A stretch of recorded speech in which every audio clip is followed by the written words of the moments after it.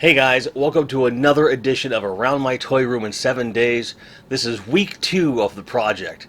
And as you might be able to see, some of these shelves are starting to get a little bit empty, and that's the whole idea. Hey kid, yeah, you. Everyone thinks toys are fun, but this is a channel for adults. Yeah, I said it. If you're under the age of 18, go get your parents before you come in here. If you're under the age of 13, scram! Let's get on with the show.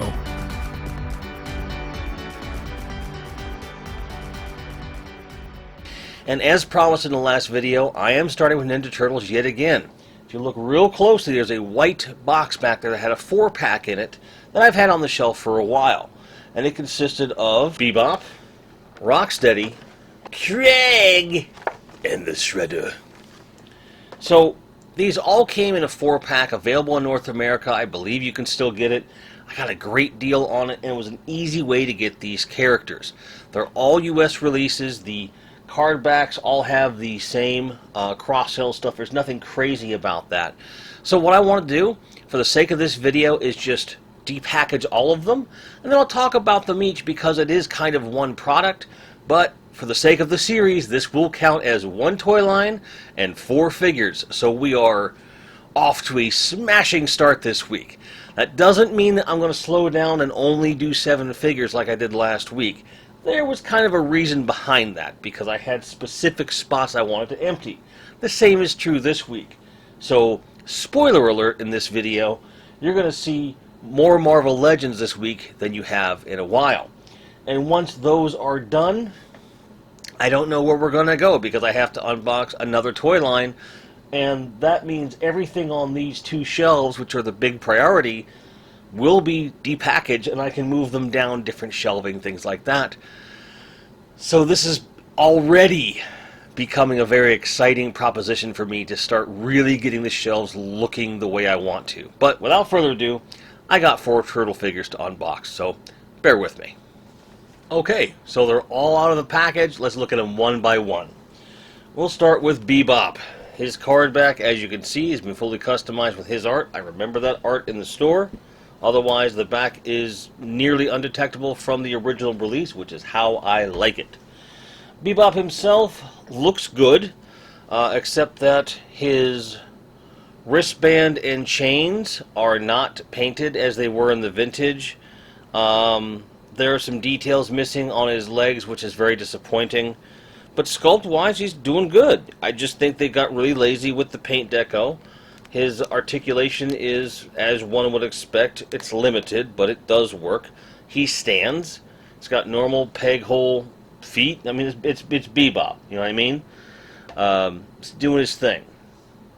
Now, his weapons came on a very intact sprue. These are going to be one of the easiest ones to get off and for him to enjoy, or for me to enjoy, as the case may be. So that's nice. Moving on to Craig. His card back, again, just like the old school one. I love it. Very cool. Gotta keep them all, man. Gotta keep them all. On to Krang himself, just as hokey as I remember him, with his dome and everything. You know, the Krang comes out. I always loved that he had a little hole under here, so you can stick her like, Shredder, what are you doing? You know, I just thought it was fun. You know, you just set him in there and put down the canopy, and he's in there. These legs have articulation of a higher quality than I remember, but he only really stands straight up when you have them, well, straight up.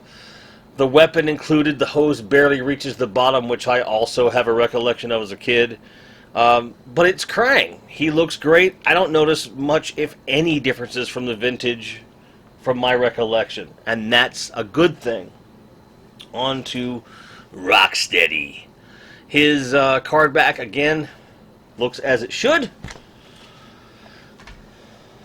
Now, same as with Bebop, his wrist adornments aren't painted properly, but otherwise, he, for the most part, looks good.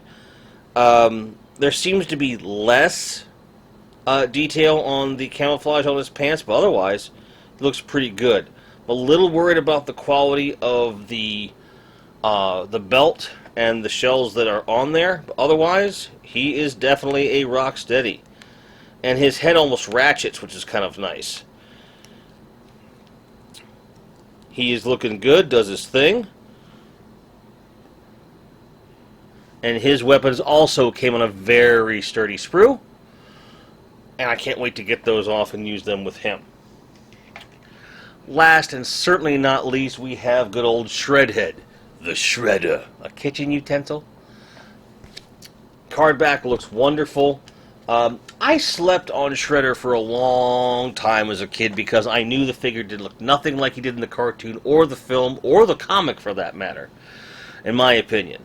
And he got him in this weird stance. And my vintage one, I had taken the cape off, not off, but like I took the belt off, let the cape flow, and put the belt back on. I'll probably do that with this one too, because posing him is awkward enough as it is. Made worse by the fact that this gigantic peg hole, I don't know what the hell they're thinking, and there's no peg hole on the other foot. So you're relying completely on this guy to balance himself. Plus, in an effort to make him look a little bit better, they updated the paint deco to have whites of his eyes plus pupils. It makes him look like he's just whacked out on some really good weed. That is what it is. His pose is as awkward as I remember it. I've never liked it. I don't like it now. But it came with the other guys that I was having a hard time finding. And I think that I'll probably be sourcing a different Shredder for the collection. I do have the Ultimates version back there. Not the Ultimates, but the Classics version back there, which I adore. But it doesn't scale the same as these, so I can't mix and match those.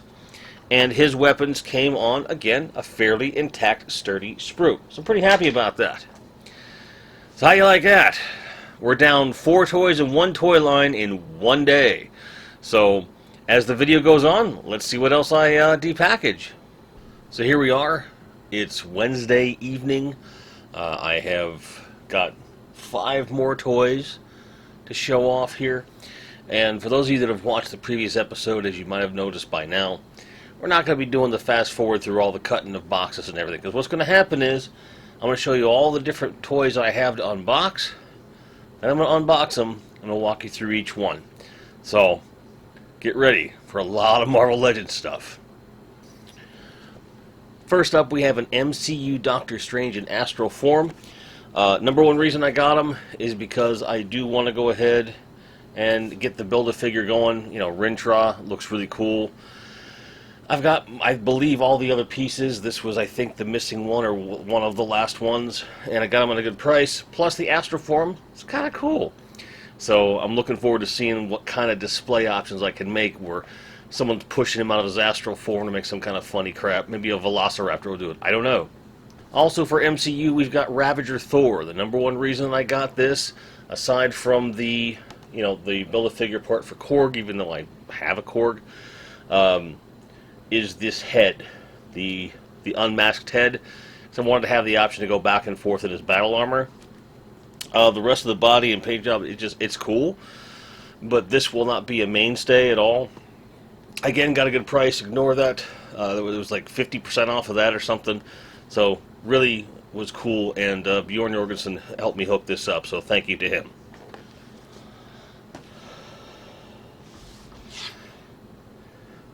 Now I move to comic accurate stuff. First of all, we got this Doctor Strange, which was an exclusive. It was very hard to get. I want to do a big shout out to Nerdzoic, who got these in stock. And Nerdzoic is kind of my main place to go if there's something I wanted to get but couldn't at the time. They tend to come back around and get exclusives. I don't know how the hell he does it, but this is a minty box. It's a great looking figure, and inarguably probably one of the best Marvel Legends figures that exist, period. And I also have this custom Doctor Strange cape that I had made from the Cape Master. I don't know if you can take the cape off of this Doctor Strange or not. I think you can. And if you can, I'd like to see what I can do with that custom cape. Rounding out my retro collection Fantastic Four, I've got Psycho Man. I've got the rest of the line as it is shown here. This was the first wave of Marvel Legends that I pre-ordered at all. The Fantastic Four was really something I wanted to get into, as I love the comic, I love the characters, but I just didn't latch onto a Psycho Man at the time. I had too many other, irons in the fire, so to speak. Big Bad had a huge deal on this guy. I got him for like $9, so could not say no to this. And finally, we have a retro-carded X-Men Spiral from the Longshot series. I loved the original Longshot miniseries when I was a kid, and this character just oozes cool. Really excited to get her out of the package and do some nasty poses with her in fighting form and doing all this crazy stuff that she does. And it's really, for me, really cool that you have so many weapons that come with her, and she can hold them all at once. So I'm really excited about this. Let's get these guys open, huh? Well, that's everyone out of the package, and I tell you something. While this might be helpful to doing this from a filming perspective, it builds up a lot of tension for me because each time I get a character out I really want to play with it, I have to wait. When I do it one at a time, it doesn't build the same kind of anticipation, and I feel like I have to hurry. So from now on, this is how we're doing it. Let's start in the order where I revealed them. Astral Doctor Strange from the MCU, Multiverse of Madness. I put his amulet on him, and he looks really cool. He does come with alternate grabbing hands if I need them. Has this little genie lamp, which I don't think goes with Rintra, but it's a cool accessory, and I love how he looks. It is what it is, and he looks cool. And he posed right out of the bag, no problem. Next we have Ravager Thor, who I had to wrestle with his hand a little bit, but holds Stormbreaker just fine. I mean, it just looks great. His likeness is good. Everything about him's good. And he stands right out of the package with no stand on him. He just looks the part. I'm a fan. I'm a big fan. Obviously, we still have the Build-A-Figure parts in there. Everything looks good. But let's get to the really exciting stuff. This comic-accurate Doctor Strange. Holy cow. Look how beautiful he is with the Wand of Watum and the included magic effects. He still has this giant frickin' axe. 2 alternate heads.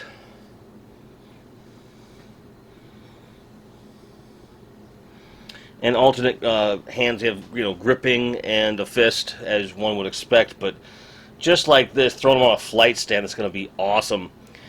I don't know how his cape is attached to him. I don't see a peg in the back. So it might just be in there. I'll have to do some research online to see if I can get that custom one on him. But as it stands, no pun intended, it looks really cool. This might be one of the top 5 Marvel Legends figures ever made. It is so good. I don't know if he still has any, but check out Nerdzoic if you have a chance. Get you one of these. This is legit.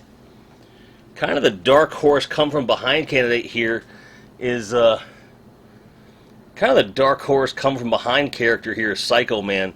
I really didn't realize that all these hoses on him are separately sculpted pieces that do not really obstruct movement, at least not a lot. And he needs a little bit of heat, but he looks great. He looks the part, and you can get him to hold his little tablet here, sort of, like it kind of works. You have to wrestle with it a bit. Like, it'll work, and it looks very cool from that perspective, and that's probably just how I'm going to stand him and pose him, because that's a nice, striking pose for the guy. But he's Psycho Man, and he's great. Last but not least, by any stretch of the imagination, the coup de grace of this round of toys is Spiral. Oh, look at her. Just going nuts with all these weapons. There are alternate hands so she can hold everything, but I found that you can use the back of the belt to hold a sword. I just want to have a fist out, and these are all independently posing arms. And I don't know how the engineering works on this, but they're fun. They're a lot of fun. And she just looks like every bit as I remember her in the comic back in the day. She's just beautiful. Beautiful. And I'm looking forward to getting Longshot out of storage in the closet there and having them face off and have Mojo in the background twiddling his little fingers. And oh, this is cool. This is so cool. Isn't she great? Look at that. The people that worked on this should be really, really proud of themselves. They really outdid themselves with her. Very, very cool. Very, very happy to finally have her. So there you go. 1, 2, 3, 4, 5 more figures. So we're technically at the well over our 7-figure mark, but we've only had 2 toy lines. So I have to open at least 1 or 2 more toys to go. And looking at the shelf over here, as far as things that, my requirements for the shelf, I don't really have anything I have to open on these shelves to, make or break my whole thing. So we're going to bust out something on any one of these shelves for the next segment. So stay tuned right now. So we're at the end of the week, and we've gotten all of our toy quotas taken care of except for 1 brand and 1 figure. And I did pick out 1 special figure. We'll go ahead and show him right now. This is the Mattel DC Universe Steppenwolf, which is part of the line they did several years ago. I believe this is from the mid-2010s, I want to say. But I'm picking and choosing stuff from this line that's not expensive because they are very Superpowers collection accurate. And although the scales don't match perfectly, in a larger display with them spread out enough, I think they work. That's why I have a couple of those figures, and if you squint, you can see Parademon and a Martian Manhunter and even a Joker over there from that line. So I'm mixing and matching with my DC Multiverse. Happened to find this in package for a really good steal, and this particular character is really special to me because it was my first Superpowers mail-away. And when you got a mail-away figure and it actually came back, you felt like you won the lottery as a child. And I have a lot of great history with this character. He was one of the first vintage Superpowers that I rebought. One of 2. I bought him and Lex Luthor back in 2021, which kicked off this whole thing. So this is really, really special. Now, I picked this out earlier in the week and just set it aside knowing I was going to open this towards the end of the week to cap off the series. So, he's here, and I am going to depackage him. But I was having a discussion with Lauren. She was looking at the week 1 episode and was asking, well, what was I going to unbox? And I'd had a glass of wine, and I'd forgotten that I'd already gotten him out. So I promised her that I would unbox these 2 beauties, Nightfall Batman and the Tim Drake Robin, because I've been really, really hankering to get my hands on these figures in the flesh, so to speak. So those are definitely all getting unboxed, depackaged right now. So that'll put us well over our quota, and technically 2 extra toy lines instead of just the 1. Although I kind of count them as 1. DC is DC, but this is Mattel DC Universe, and these are, of course, the McFarlane DC Multiverse. So, just as before, I'm going to depackage everything, and I'll talk about each character individually afterwards. So, see you in a second. Real quick, I want to go on record and say that the Matty Collector DC Universe card backs, the packaging is some of the most collector-unfriendly mess I've ever had to deal with. When you cut away the bubble, the card back has no branding on it. The branding is inside the bubble at the top, glued, and the glue came off. So there's nothing to discern what this is aside from the imagery, which is not that obvious, because they're not using obvious characters. And then you have the back, and you have a little bio card, which is very collectible. But it's like, this is crap. This is crap packaging. This is horrible for what it is. I'm keeping it nonetheless, but I really don't like it. The bubble was very difficult to get off. It was not very... It just wasn't friendly. And although this is cool looking and I could get this out, I'm not messing with it. It's... I do not like this packaging. I was going to praise it for not having excess material, but with the lack of branding and everything, I don't like it. So a quick note on DC Multiverse packaging. I hate it. It's nice and simple, which makes it easy to, for them branding wise and whatever. But it also means that I don't really have to do anything. I don't have to save anything. The closest thing would be the artwork on the back, which is horribly cropped with branding and this and that. The printing's great, but you cannot get the card and the figure stand out without destroying the inner packaging, so there's zero reason to keep it. Now, that's fine. I'm going to throw it away either way, to the point where I don't even save the cards on anything else. This is the first card I tried to save. I pulled the card out. It bent upon getting out, and I'm like, this is worthless to me. It's worthless to anybody else. Therefore, it's worthless. Threw it away. I don't keep the multiverse cards. I've got a couple empty boxes back there, packages for these. I'm just going to throw out next chance I get, which is when the trash that these go out, because it's one thing to have uniform packaging. It doesn't do a lot, which makes it easy to display this stuff in bulk in package, which is, can be a good.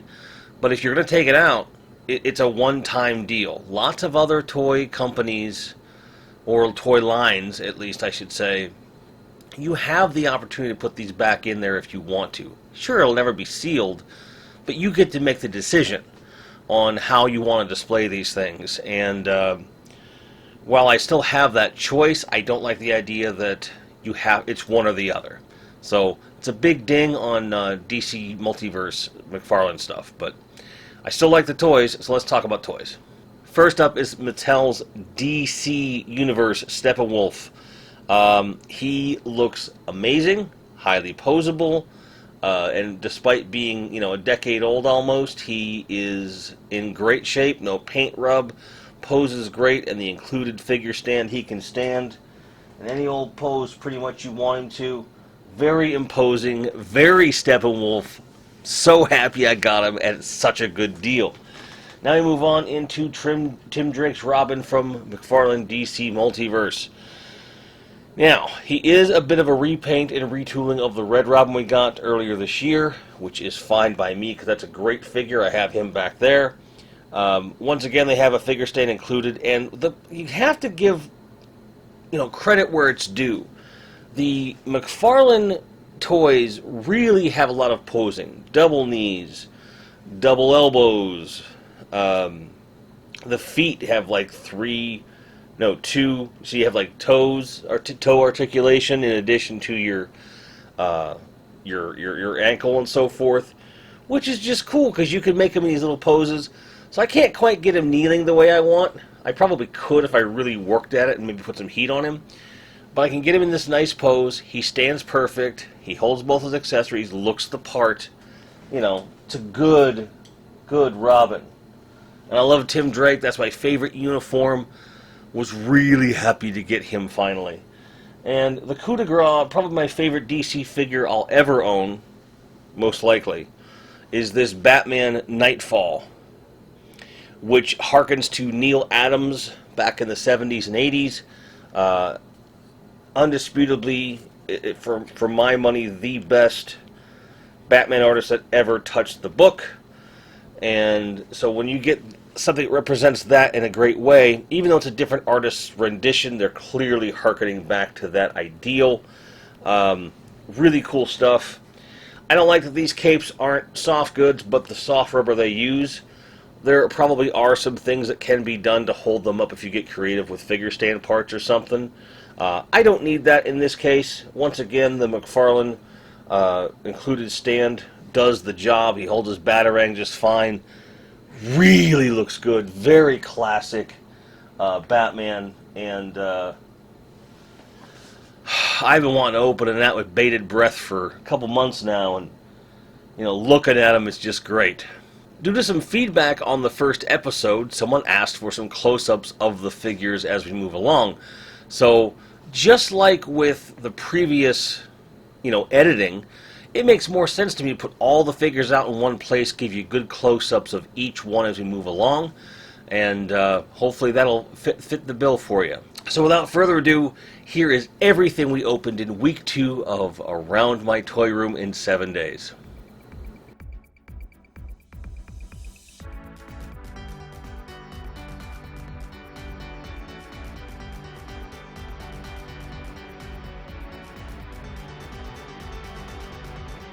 Well, that's it for week 2 of Around My Toy Room in 7 days. We're getting to the fun part because at this point I don't yet know where I'm going, where things are coming from, because this shelf is pretty much done and it's ready to get the display all up and running and semi-finalized. So next week in week 3, who knows what's going to happen? Not even me! So I hope you're enjoying this series. The feedback has already been great. I hope you continue to enjoy it. In the meantime, may all your card backs be straight, may all your grinds be merry, and may you be able to find anything you're looking for at any given time at a price you feel is reasonable, especially when it's for free, right off your own shelf. Take care, guys. See you next time. Cheers. Special thanks to our patrons and members who you're seeing on the screen now. Thank you so much for your support. It really helps.